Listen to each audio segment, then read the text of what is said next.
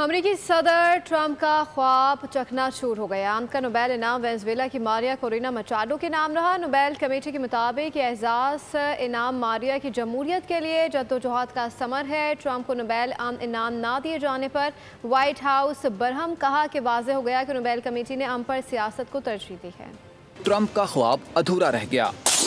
अमन का नोबेल इनाम वेनेजुएला की मारिया कोरिना मचाडो को मिल गया। अमरीकी सदर इस साल अमन के नोबेल इनाम के उम्मीदवारों में शामिल थे। डोनाल्ड ट्रंप अमन इनाम पाने के लिए खासे पुरुमीद थे। ऐलान से चंद घंटे कबल ही उन्होंने कहा था कि अगर मुझे इनाम नहीं दिया जाता तो ये हमारे मुल्क की बहुत बड़ी तौहीन होगी। लेकिन नोबेल कमेटी ने तवील गौर ख़ौस के बाद इनाम मारिया कोरिना मचाडो को देने का फैसला किया। मारिया कोरिना को वेनेजुएला में जमहूरियत के फरोग और शहरी हुकूक के लिए अनथक जिद्दोजहद पर एजाज़ दिया गया। तर्जुमान व्हाइट हाउस ने नोबेल कमेटी पर तनकीद करते हुए कहा कि फैसले से वाज़ेह हो गया कि कमेटी ने अमन पर सियासत को तरजीह दी। स्टीवन चोंग ने कहा कि सदर ट्रंप अमन मुआहदे करते रहेंगे, जंगे खत्म कराते रहेंगे, जानें बचाते रहेंगे।